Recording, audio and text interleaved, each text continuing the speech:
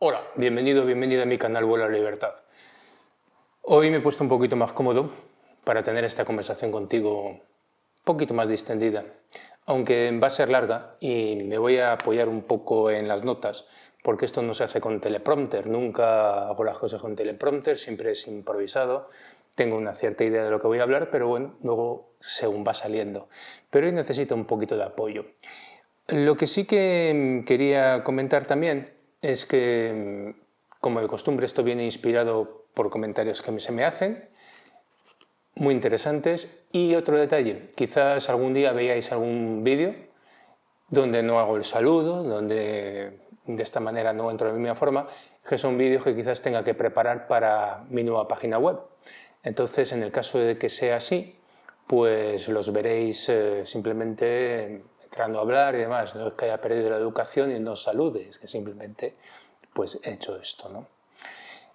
El título de este vídeo hoy, Tu felicidad, tu responsabilidad, un reino dividido.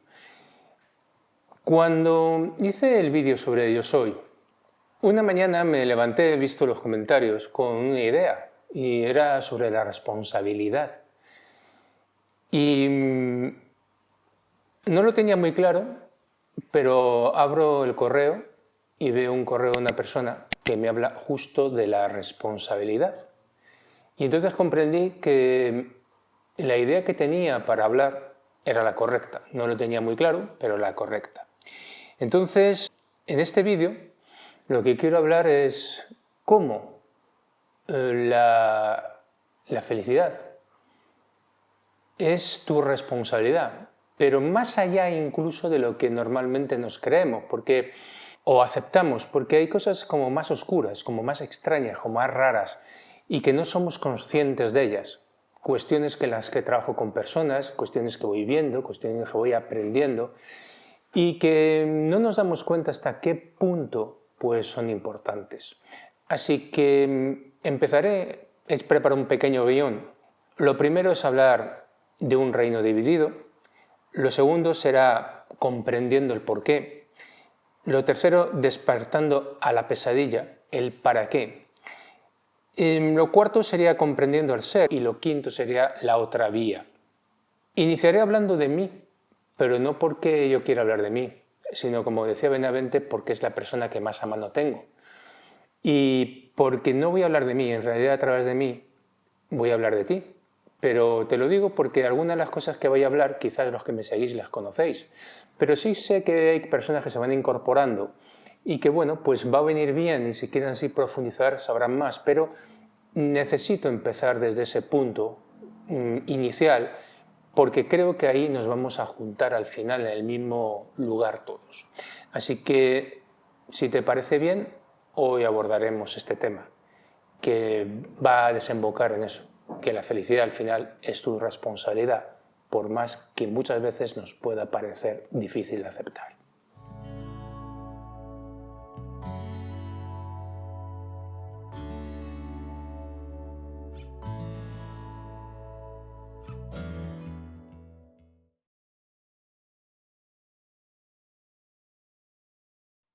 Un reino dividido. La frase exactamente dice, todo reino dividido contra sí mismo es asolado y una casa dividida contra sí misma cae. Un reino dividido es un reino derrotado, es un reino vencido. ¿Y qué quiero decir con esto? Pues aquí es donde tengo que empezar a hablar de mí. Pero es como decía algo que nos ha pasado a todos. Mira, los que me seguís lo habéis oído alguna vez, que lo he comentado, creo que una vez lo comenté, que teniendo 7 años, bueno, pues tenía una profesora que le gustaba hacer debates con los alumnos.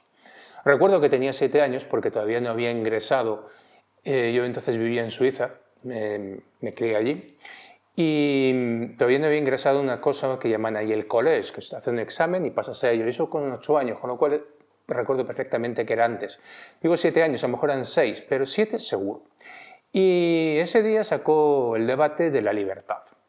Y como de costumbre, pues yo estaba con mi cuaderno dibujando residuos y reminiscencias de una vida pasada, pero yo entonces no sabía que es una vida pasada, pero estaba haciendo mis dibujos. Y la mujer pues sacó el tema de la libertad. Y pensando que yo estaría pues despistado a mi historia, como siempre, que era como estaba siempre, la realidad. El caso es que de pronto me viene, como sorprendiendo, y me dice, ¿y tú qué piensas de la libertad? Y yo, sin levantar la vista de lo que estaba haciendo, le digo que la libertad no existe. Y así me quedé tan ancho, ¿no? Y claro, ella no se quedó tan ancha y me dice, bueno, ¿por qué dices que no existe? Digo, porque la libertad te la da el dinero. Tenía 7 años. Esto yo en mi casa no lo había oído, pero en algún sitio lo habría oído o lo sabía. El caso es que yo debía apuntar muy bien en aquel entonces, porque un año después, cuando ya había ingresado en el colegio y en el primer curso del colegio, monté un negocio y empecé a ganar dinero. De tal manera que, bueno, yo descubrí rápidamente el poder del dinero y cómo la gente acude como moscas donde hay dinero. Y claro, cuando lo descubrieron mis padres, pues fue una sorpresa, porque para un niño tenía bastante dinero. O sea, incluso en un momento dado pensé una mañana en irme en taxi al colegio, porque hacía frío y había nieve. Y dije, me cojo un taxi. No me lo cogí porque en ese país a lo mejor te coge el taxista y terminas en comisaría a ver lo que hace el niño, ¿no? Pero bueno, el caso es que no lo hice. Pero esta manera, esta forma, yo apuntaba en esa dirección de una forma clarísima. ¿Y qué pasó para, digamos, que al final esto resultara en nada, esto resultara en esta historia? Bueno, pues que al mismo tiempo, en esa misma época, descubrí los libros sobre platillos volantes, Lobsang Rampa, etcétera, etcétera. Por cierto, quiero romper una lanza a favor de Lobsang Rampa, que como otros, como Castaneda y como tantos, en el momento en que alguien dice algo que realmente se sale de lo que se puede decir, es cuando empieza a ser acosado. Lobsang Rampa, lógicamente, como Castaneda, los últimos libros sobraron, está claro. Pero, por ejemplo, Lobsang Rampa, yo hasta hace muy poquitos años no volví a oír hablar de una cosa que él decía. Y hablaba del Urus Daur, que es ese ritual, ese rito en el cual pues, se pasa el alma, o lo que sea, de un cuerpo a otro. Él habló de ello, pero es una cosa que, como otras cosas, que no se hablan, no se comentan. ¿Por qué? ¿Porque es demasiado fantasioso? No lo sé. Pero yo creo que empezó a decir cosas que no se debían decir. Entonces, mientras que, bueno, pues hablaba de karma, de esto, lo otro, pues bien.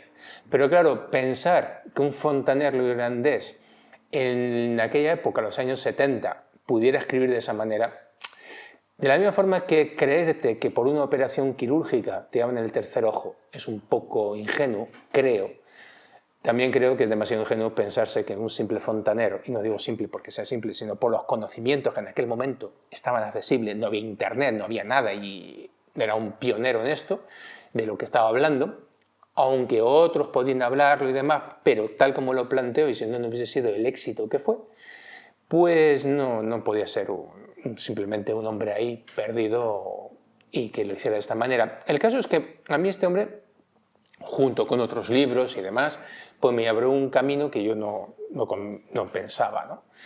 Y con el paso de los años, bueno, pues eso fue marcando una dirección en cuanto a lo que es el esoterismo, en cuanto a lo que es la filosofía oriental y cierta forma de pensar y cierta moral y cierta forma de creer.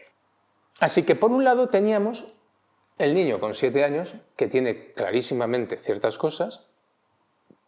Mira un niño de 7 años hoy para que te hagas un poco una idea de cómo podía ser. Y por otro lado el niño que empieza a leer estas cosas con 8 años. Y tienes ahí una persona ya que está dividida. Por un lado, el niño que tiene claro el dinero, que tiene claro que te da la libertad, y tienes por otro lado el niño con esta incursión en la moral. Tienes por un lado la persona que lee poco tiempo después Alejandro Dumas, El Conde de Montecristo, que no es para nada la película ni estas cosas, es un libro mucho más denso y mucho más interesante, y en un momento del libro lo dice El Conde de Montecristo. La única libertad a la que el hombre puede aspirar en esta sociedad es la libertad que le da el dinero. Y por otra parte tienes la parte filosófica donde nada de todo esto tiene importancia y donde nada todo esto merece la pena. Lógicamente aquí te estás dando cuenta de lo que te quiero decir de un reino dividido. Yo ya tengo un reino dividido. Por un lado hay una tendencia y por el otro lado hay otra. Y yo creo que esto a ti se suena, porque somos inconscientes de hasta qué punto esta ambivalencia y estas dos tirones por un lado y por otro pues nos van llevando por cierto camino. Pero el caso es que empiezas a preguntarte muchas cosas y te preguntas una cuestión: ¿por qué estás aquí? Que es lo mismo que tú te has preguntado. Es una gran pregunta que no tiene respuesta y me pasé muchos años buscando esa respuesta en esa lucha al mismo tiempo entre la parte filosófica que tienes, por ejemplo, en todos los gurús, todos los maestros espirituales y toda esta historia, que es lo que hablábamos del yo soy de Eckhart Tolle, porque Eckhart Tolle se basa en todos estos, no hizo nada original. Yo que he bebido de esas fuentes lo reconozco, o sea, sé que es eso. Si nunca has leído nada de todo eso, bueno, pues te puede parecer nuevo, pero no lo es. Es una moral muy clara, es una idea muy clara de lo que ahí tienes. Y es una idea muy clara de que tú tienes de una manera u otra que cumplir con una serie de parámetros, con una serie de normas, con una serie de condiciones para alcanzar cierto nivel espiritual y esa liberación, ese nirvana, ese liberarte de esto. Y si encima, bueno, pues desde el principio, de muy pequeño, tienes claro que no quieres estar aquí, que no quieres vivir aquí, pues lógicamente ese choque tiene que ser aún más potente, tiene que ser más fuerte, esa lucha interior entre una cosa y otra. Por un lado, la realidad con la que te tropiezas y por otro lado, ese deseo, ¿no? Y en esa búsqueda del porqué, pues es cuando me tropiezo un día con el tema de las regresiones. Y cuando me tropiezo con el tema de regresiones, no voy a entrar en el detalle aquí. El que quiera puede ir a la serie No Reencarnar, donde explico la experiencia más en detalle. Lo que sí que descubro, sobre todo cuando empiezo a trabajar con otras personas, y esto ya hace casi 18 años, ¿no? Pues que hay unos patrones que se repiten constantemente. No lo descubro como quien dice al principio, no me di cuenta al principio. Lo estoy viendo como tantas personas, pero no caigo en la cuenta, no lo veo, no lo percibo. ¿Por qué? Porque mi idea está clara. Los planes del alma, la reencarnación que vas creciendo y todas estas cosas. Pero algo no encaja. No encaja, no encaja, no encaja, y según van pasando los años me doy cuenta que no.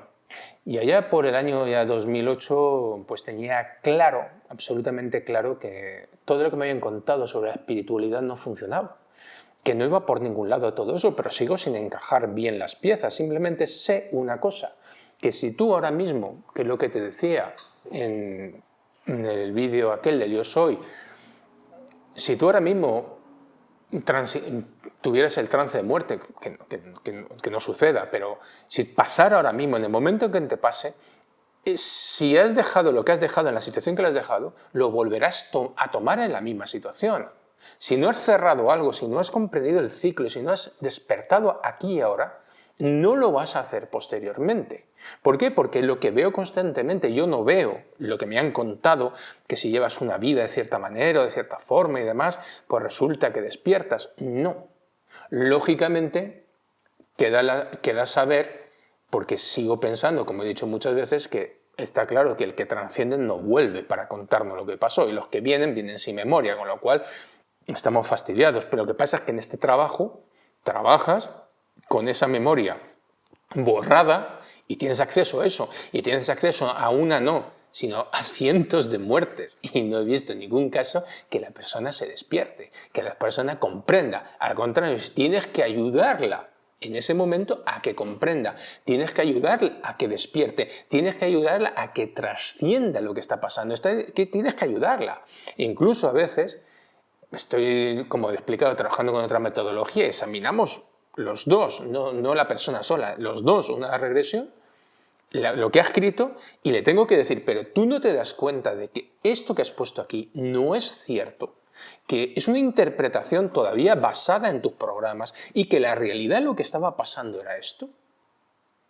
¿Por qué? Porque seguimos enganchados de lo mismo. O sea, en el momento en que partes, en el momento en que te vas, no partes con un contador a cero, lo único que parte en contador a cero es tu memoria. El resto sigues dándole vueltas a lo mismo constantemente. Y entonces yo me doy cuenta el por qué volvemos. Pero claro, esto es muy complicado de aceptar para mí. Y cuando empiezo a escribir, como he dicho, Vuelo a la Libertad, llega un momento en que me paro. ¿Por qué? Porque lo que yo estaba escribiendo a mí mismo me sonaba locura. Hasta claro, que un buen día me tropiezo con el Dhammapada. Que el Dhammapada es un libro que seguramente muchos años antes a mí me había caído entre las manos. Pero como es uno de tantos donde, yo qué sé, me acuerdo un libro que copié a mano cuando tenía 15 años. No me acuerdo si se llamaba exactamente así, creo que A los pies del Señor o algo de esto. Podía ser otro título, pero era un libro tibetano muy parecido al Dhammapada, con la misma temática y lo copié a mano. Pero es que he leído de esos libros como el Dhammapada así, pero muchos. Entonces, claro, quizás en su momento no lo pillé, porque, como de costumbre, yo también me pasa lo mismo. Mientras que el alumno no está preparado, pues no aparece el maestro. Y claro, en aquel momento, de pronto, cuando tomo ese libro otra vez, y lo he explicado muchas veces, caigo en el verso 153-154, que es un impacto fuertísimo, porque aquello es lo que yo había vivido, no con esa misma experiencia, pero las palabras reflejaban mi experiencia. Por supuesto, eso no me hizo un maestro iluminado. Hay algunos que tienen una experiencia no sé cómo y ya son maestros iluminados. Yo no soy un maestro iluminado, ni muchísimo menos, ni pretendo serlo, ni finjo serlo. Pero aquello me hizo comprender hace 10 años que lo que estaba viendo era cierto. ¿Qué será el por qué volvíamos? El condicionamiento, el hecho que tú tienes ahora unos condicionamientos y esos condicionamientos o uno de dos, o los dejas hoy, aquí, ahora, en este momento, o los volverás a traer a tu próxima vida. Y eso es impepinable. Eso no te escapas de ello. Nadie llega al momento de muerte de golpe, lo que no ha hecho en vida lo hace. Y eso es una cosa que ahí descubrí. Era el por qué. Y lógicamente cualquier persona inteligente, llegado a este punto, se pregunta una cosa, el para qué. El reino demoníaco es un reino organizado, pero juega sucio. Hay rangos de autoridad en el reino satánico, y una obediencia cerrada en la ejecución de sus oscuros planes. Hay ejércitos demoníacos de diversa índole, que han usurpado el control de los reinos de este mundo, los cuales operan en los hijos de desobediencia afectando e infectando individuos, matrimonios, familias, sobre el tejido social, ciudades, naciones, regiones físicas, al mando de gobernadores de las tinieblas. El reino demoníaco se vale de todo, procura infiltrar todo, con tal incrementar la rebelión y el odio. Guerras, vicios, corrupción, educación materialista, amor al dinero, religiones, filosofías aún en contradicción, todo lo manipula Satanás con tal de alcanzar sus sucios propósitos. Esto que acabas de escuchar es un texto de Samuel Arboleda Pariona. Lo he tomado de Facebook. No es que en Facebook yo investigue ni me meta, simplemente al hacer una búsqueda en Google sobre el tema del reino dividido, pues me apareció esta persona y entonces, bueno, pues vamos a reconocerle el mérito porque el texto es de él y entonces lógicamente nos refleja la realidad. Cuando te preguntas el para qué, empiezas a mirar el mundo y lo empiezas a mirar con un ojo crítico, la verdad es que es bastante deprimente. No es que yo lo diga, es que simplemente tienes que estar pues un poquito despierto de lo que está pasando. Desde esa perspectiva, además de que tienes el porqué y quieres entender todo eso, pues lógicamente te das cuenta de una cuestión. El primer vídeo que yo hice aquí en YouTube fue porque me indignó un vídeo que vi de una persona hablando del plan del alma. Es la típica figura de persona que se admira tanto en los círculos místico-espirituales, que son estas personas que hablan muy suavecito, muy blandito, con ojitos de no haber roto nunca un plato, y que lógicamente rápidamente se les toma por místico. Pero a mí me ofendió mucho, me sentí muy indignado cuando hablaba del plan del alma, cuando yo ya tenía claro en ese momento que el plan del alma, en tanto en cuanto un plan que tú creas para ti, para tu crecimiento y evolución, no existe. Existe un plan para tu alma. Y eso lo descubrí, lo tengo claro. Y eso lo escribo clarísimamente también en el otro libro, desde el otro lado, donde lo explico. Y eso no es una invención al 100%. Hay cosas que he tenido que, lógicamente, para crear un relato, pues añadir cosas, pero hay aspectos que son totalmente reales, experiencias puras y duras. Como experiencias, lógicamente, son subjetivas, que duda cabe, pero no son cosas que además diga yo solo, son cosas que también dice Michael Newton. Y no me basé en él, me basé en la experiencia y luego comprendí que no era una experiencia casual cuando también él habla de él, cuando la refleja igual, ¿no? Entonces, de la misma forma que a nivel espiritual no existe un plan del alma, tampoco existe a nivel humano un plan para ti en el sentido positivo, sino en el sentido para ti, para que sirvas. A nivel espiritual estás sirviendo un propósito, estás sirviendo a una cosa concreta, y a nivel físico estás sirviendo. Es muy curioso, hablaremos quizá más adelante, que Neville habla, tomando la Biblia, del hombre natural y el hombre espiritual. Es muy curioso, si estás al cabo de ello, si no te dejaré un enlace, cuando hablas de la ley marítima, que es la que nos gobierna, que es la que nos tiene a todos sin que lo sepamos, como súbditos de entidades supranacionales incluso, y pertenecemos a ellas, y hablan precisamente de la persona natural. Y la persona natural que hablan de esa manera, pues también hablan de la persona natural, la persona 3D, 3 dimensiones, y en la persona espiritual, la 4D, la que va más allá del tiempo, pues lógicamente también las dos sirven a lo mismo. Y claro, yo hace muchos años pues estoy viendo cómo la sociedad va en un camino, y es gracioso, ¿no? Porque las personas me han llegado a decir, lógicamente, bueno, es que siempre estás con lo mismo y mira, al final no pasa nada. Y claro, dices, ¿cómo que no pasa nada? Hace 40 años, por ejemplo, una familia, trabajando uno de los miembros de la familia, pues se criaba esa familia, 2, 3 hijos tranquilamente, 4, un poco más difícil, y se tenía una casa propia. Las hipotecas, si tú ibas a pedir una hipoteca y la hipoteca era a más de 10 años, no la encontrabas, no te daban una hipoteca a más de 10 años.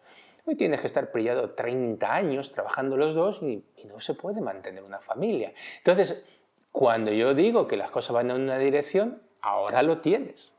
Pero la gente es como cocer ranas, se las cuece muy despacito y cuando se quieren dar cuenta ya no pueden saltar de la olla, están cocidas, no se enteran realmente de lo que está pasando. Y además, todo está preparado y organizado para que la gente se lo crea. Quiero decir, ahora mismo aquí, las personas que hablamos, creo que somos un grupo escaso, pero con inquietudes superiores a la media. Pero tú fíjate que tú lo sabes, y yo lo llevo repitiendo mucho tiempo. En este grupo la gente se hincha mucho, se siente, wow, es que somos espirituales, estamos abriéndonos a la espiritualidad. Mira, pero los hechos son los hechos.